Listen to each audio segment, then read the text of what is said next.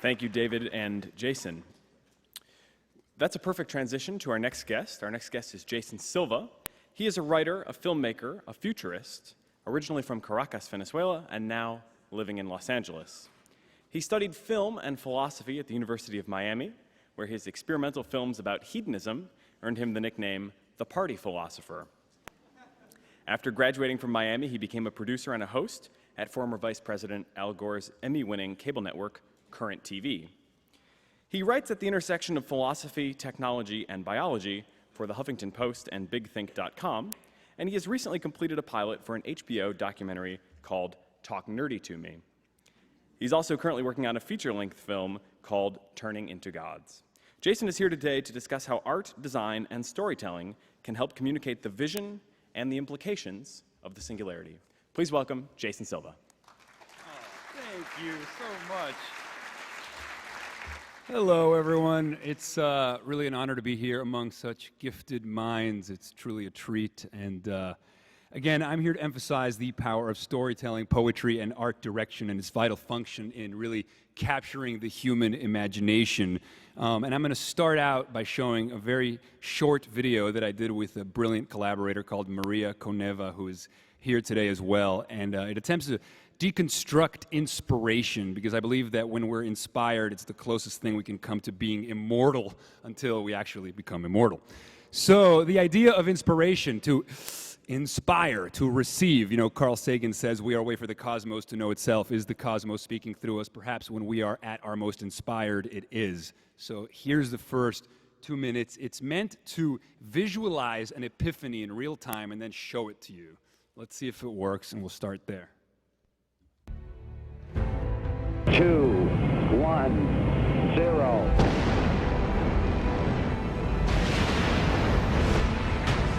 We are all receivers. I think that we're all privy to what creative inspiration or divine madness or that kind of connection with something larger than ourselves, when it makes us feel like we understand the intelligence that runs throughout the universe that somehow has led to self-organizing molecules that turn into self-aware creatures that then start to ponder their own origins. I think we've all been privy to a sensation that we are connected to something bigger and grander than we are, or that maybe perhaps we are a part of it. If we are a way for the cosmos to know itself, then the cosmos is speaking through us, So I do think that we're all receivers in a way. I mean, we can all tap into that. And it's interesting to borrow Khalil Gibran's words.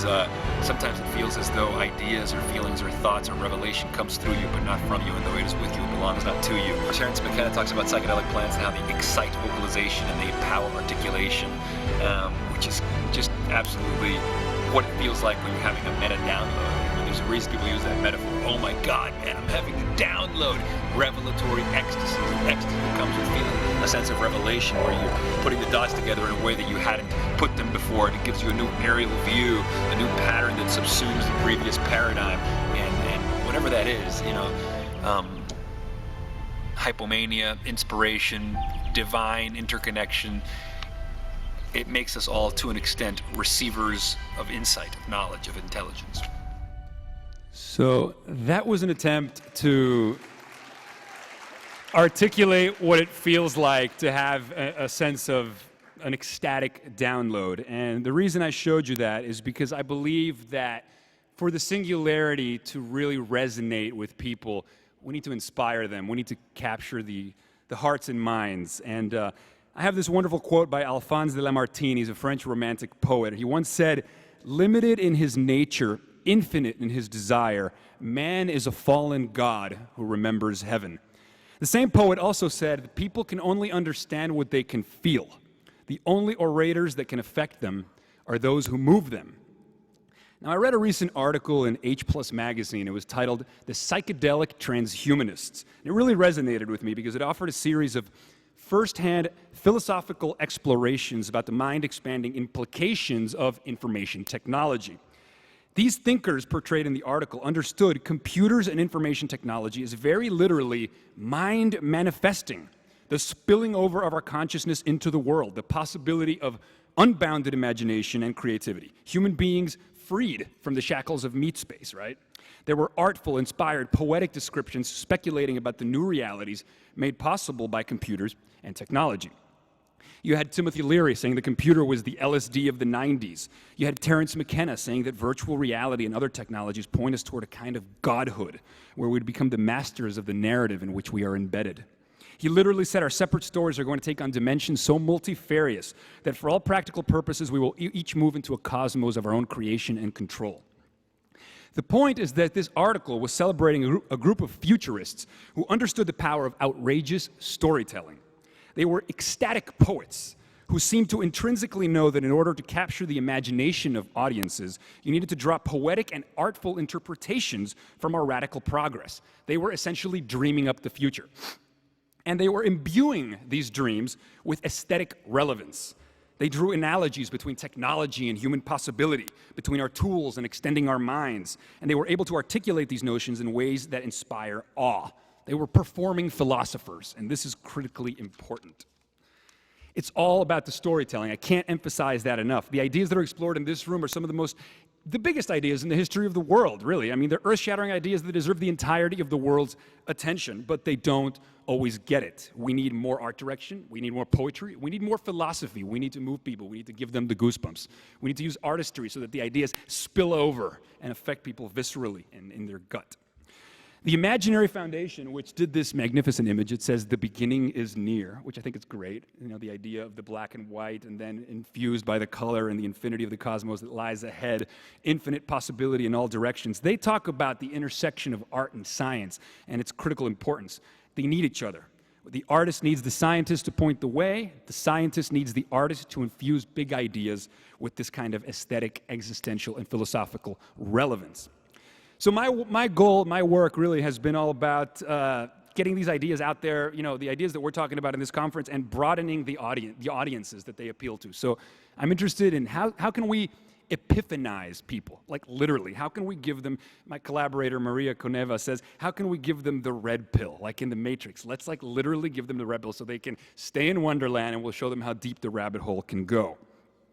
Now, great thinkers and scientists have always provided the best, biggest, most all-encompassing worldview available at the time. But they also need to steer the trajectory of public discourse towards their ideas. Scientists and engineers, as much as anyone else, are competing in the marketplace of ideas. So the ideas explored in this summit, in order to resonate in mass culture, they need to make it to mass culture. There is no other way. Now, some have done this well in the past. Can you guys hear me okay? Some have done this well in the past. You had popular thinkers from the 60s who embraced TV, like Carl Sagan's Cosmos and Gene Roddenberry's Star Trek, who defined the space age. Or Marshall McLuhan, who introduced the revolutionary notion that media shapes human activity. Timothy Leary, who reinvented himself from psychedelic pioneer to stand-up philosopher. And these on television, no less. And these guys were all maverick thinkers who helped articulate the future by adopting a pop culture vernacular. And I think this is key. Especially here, where we're proposing possible futures in which humans can explore the cosmos, where science can grant us immortality by reprogramming our DNA, and where our downloaded brains can become pure consciousness adrift in virtual reality. We are storming the freaking barricades of death, both physical and intellectual, so we have to make it sexy. Now, for inspiration, I have turned to a generation of technological visionaries who imaginatively interpret the future that we are creating, finding somehow the words that elicit the type of dopamine feedback loop that really, that we all recognize when an idea seems to resonate and make us come alive. And so a few poetic takes on where we're headed. There's this wonderful line from Kevin Kelly. He says, look at what is coming. Technology is stitching together all the minds of the living, wrapping the planet in a vibrating cloak of electronic nerves, entire continents of machines conversing with one another, the whole aggregation watching itself through 1 million cameras posted daily. How can this not stir that organ in us that is sensitive to something larger than ourselves? And there's also this wonderful Terence McKenna line that I love reading it out loud because it's so wonderful.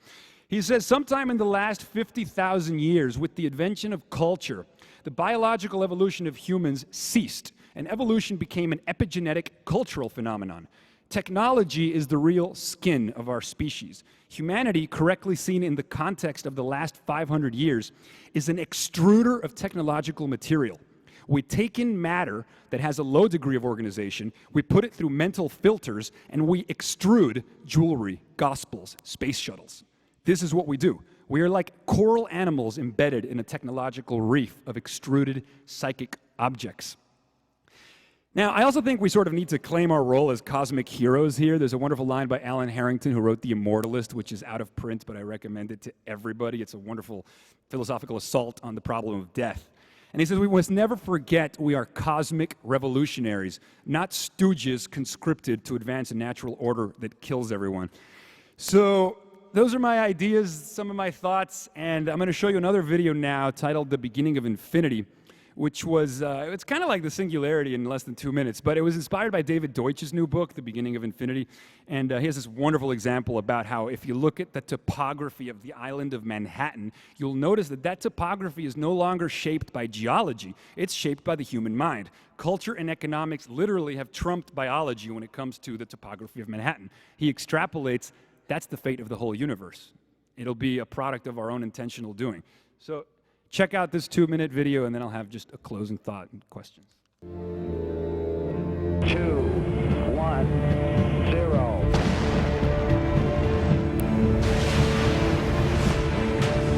I am very much an optimist. I'm reminded of Rich Doyle's line from Darwin's Pharmacy. He says, dreams do not lack reality. They are real patterns of information. Or when the Imaginary Foundation says that the role of human imagination is to conceive of all these delightful futures, choose the most amazing and exciting and ecstatic possibility, and then pull the present forward to meet it. That is what we do. We bring our imaginings into existence. But I think that as technology has advanced, we have found ways to outsource our mental capacities to our tools so much more. Our ability to manipulate the physical world has increased in an exponential fashion. So we've been able to shrink the lag time between our imaginings and their instantiation in the real world. David Deutsch speaks in his new book, The Beginning of Infinity. He says, if you look at the topography of the island of Manhattan today, that topography is a topography in which the forces of economics and culture and human intent have trumped the forces of geology.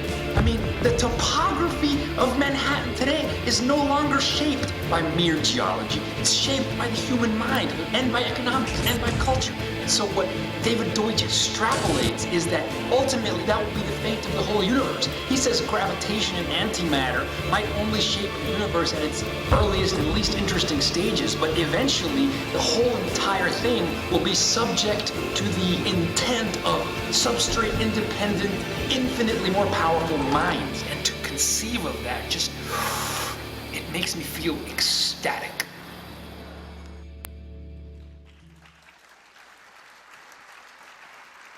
I mean, really for me, like, to be inspired, I find to be the ultimate antidote to existential despair.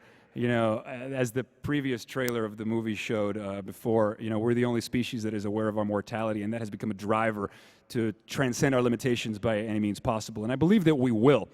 I'm excited also to announce that I recently partnered with Peter Martin and Andrea Emmerich, and Peter Martin is an Oscar-nominated producer, and Andrea Emmerich is an extremely talented producer.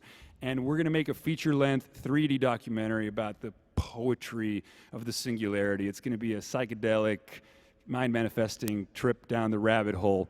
And Roland Emmerich, who is releasing a $150 million Singularity film next year, is supporting our documentary as well. So that should be really exciting in terms of piggybacking on the press that bigger film will get. So that'll be really exciting. And that's my presentation. So any questions? Cool.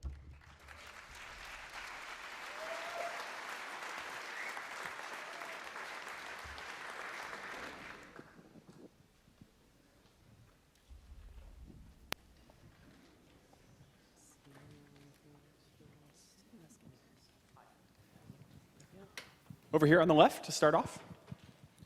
Yeah, I was wondering if you've taken any of your work into middle schools, high schools. I'm in the process of developing a Futures and Foresight curriculum for K through 12 that is predicated on the general concept of trying to restore wonder to the educational process, which, by the way, does not have a statistical analytical measure progress report card at the end of every year.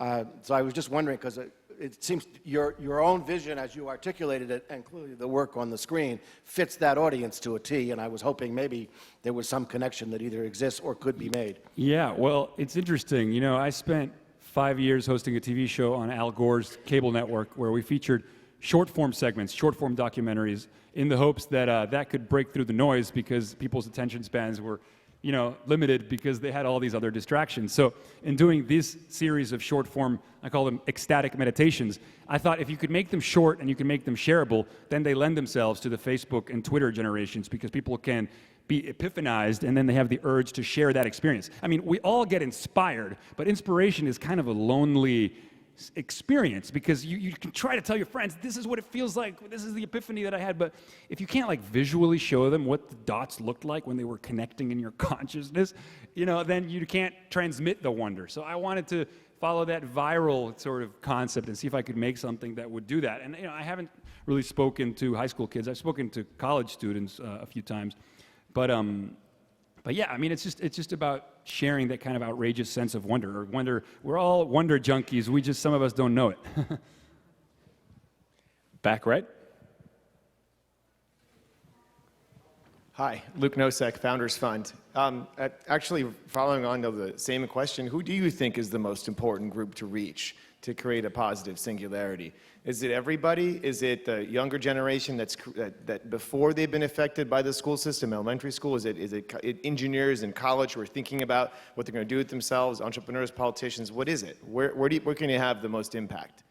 Yeah, well, I think that we live and breathe in story. So I think it has to be a mainstream narrative that can compete with the doom and gloom, if it bleeds, it leads thing that just for whatever reason seems to be really popular. I mean, you watch like Steven Pinker's TED Talk on the myth of violence or Matt Ridley's TED Talk on when ideas have sex, and you see like the world is getting less violent and we're making radical progress, as Ray Kurzweil was showing this morning. And yet the reality is you go to a cocktail party, you tell people, I'm really excited about the future. We're making radical progress. And people just don't get it. The world is ending. Everything is disaster, terrorism. So I think you got to compete in that marketplace of narratives, in that marketplace of ideas. You know, it's interesting, when the astronauts first went to space and we saw Earth from the vantage point of space, that was an instant epiphany. We knew then that we needed a new story of who we were from that context, right? You expand your consciousness, you expand your perspectives and your points of views, and you come up with new narratives. So I think that now, as we move towards a singularity, you know, as we outsource our cognition to our smartphones, you know, I was talking about this earlier, like people don't think about this, but every time you make a telephone call, you're creating a techno-social wormhole, as Amber Case calls them. You know, it's technologically mediated telepathy. We can send our thoughts through one another through space. I mean, we already live in an astounding, outrageous, dazzling world, and that narrative is not in the mainstream. So, you know, we need to get it in. It needs to be in the New York Times and on the cover of Rolling Stone and on the front page of YouTube. Like, these ideas need to go viral. So I think that's how you affect everybody. Over on the left side, just up a little bit. 3 rows up from where you are. Hi, my name is Benno Friedman. If you want to teach someone about wondering, don't you actually have to first give them an environment in which they can find their own wonder? If you try and tell them about your wonder, you're in fact doing nothing more than providing an image for them that isn't necessarily their own. Well, I mean, absolutely. I want everybody to pursue their own bliss, but, you know, in pursuing my bliss, there's a compassion and an urge to share that bliss with others to see if they respond to it, but nobody's forcing them to. And, you know, as far as like providing spaces for people to pursue their own creative interests, absolutely. I mean, I think Sir Ken Robinson's TED Talk sums it up. I don't even need to elaborate more than what he says, but yeah, absolutely. We need to create environments in which people's creativity can be supported.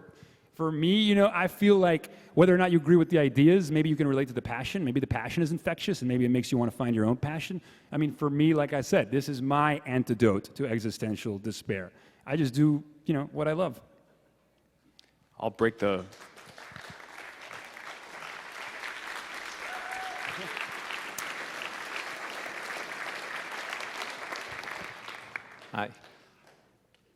I wish everyone had your passion. for what they did. This world would be an even more spectacular place to live in. Majority of the world is religious or spiritual in some sense. Do you address that in this as a religious and spiritual person? I believe on heaven and earth, and there's no conflict for you? No conflict, whatever. But I'm not the I'm there are dissenting views. Do you address that? Well, Alain de Botton, who's a UK pop philosopher, his new book is called A Religion for Atheists. And what's really interesting about, I mean, he's a magnificent writer, but he basically says that, science and technology has made a lot more of us secular, and we have come to understand a lot of the religious stories as metaphorical. But what he says is that we cannot dismiss the attempt to provide existential solace and nourishment to people. The other day I walked by, and I'm not religious at all, but I walked by a church the other day, and for a moment I realized that the purpose behind the architecture of that was a human attempt at basically inscribing awe as a topographical statement. I mean, when you see beautiful architecture, that's us singing. That's us holding inspiration in stasis. But it's also an act of surrender in the hopes that there's something larger and bigger than we are. And I'm sure that at different scales of reality, just like we have trillions of cells, all of us together are trillions of cells in the global brain. I mean, at different scales of reality, there might be complexity. I don't know if it's conscious or not. But, again, what I'm not for is religion stifling innovation. And I think having, that debate about creationism and evolution is abhorrent, On the right? Well, I've got a question. How does fear play into this? Because I talked earlier, and we've heard from some speakers about the great peril that we also have of whether it's an innovation shortfall or a singularity gone awry. How do you think about the potential downside of the singularity? Well, I think the absolute best answer to that question, Ray Kurzweil speaks about it all the time. He says when we invented fire, it could cook our foods or it could burn us. So technology as an amplifier of who and what we are, and though it will extend the best of us and the worst of us, and so again, that's where the narrative comes in. That cultural influence, if we can, engage people with a sense of common sense and common good. If we didn't have the technology of language, which is an information technology that allows us to transmit information through time and space without mixing our DNA, we wouldn't have Shakespeare, but we also wouldn't have hate speech. If we didn't have the technology of the musical instrument, Kevin Kelly talks about this, we wouldn't have Beethoven and Mozart. If we didn't have the technology of oil painting, we wouldn't have Van Gogh. So, I think that it's important to explain to people that this is really the proper context in which to understand what technology is. It's kind of like a scaffolding that extends the boundaries of our creativity, extends the boundaries of our thought, reach, and vision. It's almost consciousness expanding. I think that technology is psychedelic because just like psychedelic drugs immediately suck people out of their reality tunnels and show them a reality that they're normally not privy to, so too when you look through a microscope or through a telescope, if you really realize what's going on, you're bearing witness to a larger reality that you're ordinarily blind to. And so to that end, technology as monumentally mind expanding, it makes us more than what we were. And I think that's ecstatic and worth fighting for. We've got a couple more minutes, so we do have time for a few more questions. Love your work. Love your work, Jason. I recently had an epiphany, too, as a former Catholic, and have gone through so many religions and so many spiritual experiences and so forth. I've read Ray Kurzweil, and realized that my quest all these years of what's it all about? The it is information technology, and that answers so much for me. So my existential angst is put to bed.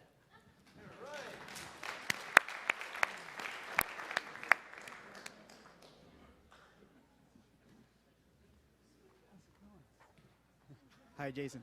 I happen to be a manager and activist of Creative Commons and a large mainstream audience in North America. If you're willing to share some of your content, short-form content, with us, I can be of help. So we should talk later. Please. I would love that. I think, the art of the remix and the mashup, there's that wonderful series that says everything is a remix. at the end of the day, like, we're remixing, we're remashing up stuff. You know, there's the whole controversy about copyright, but I think in the age of the internet, we need to get comfortable with the Creative Commons, just putting out ideas into the world and remixing and remashing other people's ideas, and why not? It's part of the dialogue. It makes us all better for it. I would love to talk to you. On the left, we've got a couple hands up over here. Hi, Jason, over here. Hi. In the back. Yeah.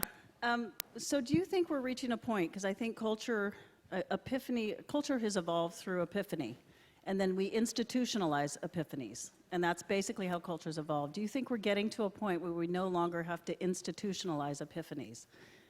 Wow, that's a great question. Well, the problem is that institutionalizing things has taken a long time, right? But that was okay because technological revolutions took a long time, you know, relative to now. And so I think as technology increasingly shrinks the lag time between what we can imagine and what we can create, then things can take over before we've had the chance to process them, at least until we merge and augment our ability to process the very progress that we're bringing into the world. So that's where Kurzweil says we need to increase our own intelligence. In the back on the right. Hi. Something that I find interesting about this image you have up here is that it's intentionally backwards in terms of color. When you actually look at natural colored images of the universe, they're typically gray, whereas the Earth is one of the few places where we have lots of color. And it seems like your goal is to add artificial color to these ideas to attract attention from the masses. My question is, do you feel like we need to intentionally artificially color these ideas to gain widespread acceptance of these ideas? And if so, is that depressing? Well, it's funny that you mentioned that photo because I work a lot with Nick Phillip, who's the head designer of the Imaginary Foundation. They're a wonderful apparel company and think tank that promotes the power of the imagination, and all of their images are inspiring, whimsical, psychedelic. And I honestly, it was difficult to choose which one to have as a backdrop because they're all so gorgeous. But I think this one, you know, what you said is true, but I think, you know, there's more of a metaphor there. I mean, it's saying that compared to the infinity that lies ahead, what we currently have pales. So I think that's kind of what it's implying, which is not to say that life isn't already wonderful, but there's this horrific death sentence, and there's disease that takes away our loved ones, and there's poverty. I mean, there's a lot to fix still. So the beginning is near. Next question in the front and left here, fourth row.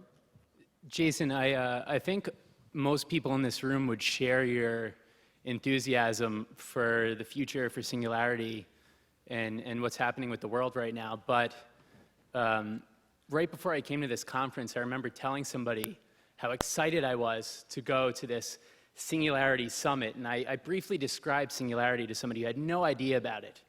And I got an expression like, "Mark, you have two heads." You know, it's like a total weirdo. So while I think a lot of people in here share your sentiments and love your passion for this idea, how would you approach spreading the word to somebody who maybe doesn't know about this yet and is part of the majority of people without turning them off to such a revolutionary idea?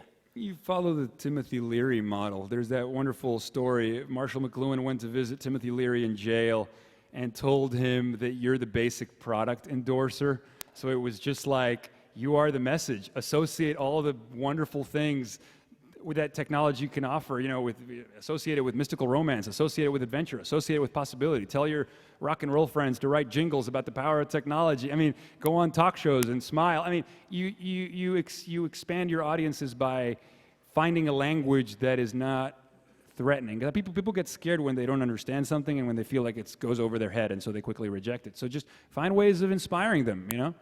Make the ultimate movie trailer for the Singularity. Back right. I'm reminded somewhat of the Futurist Manifesto. are you never afraid that these ideas, which you call a cure for existential angst, are not like,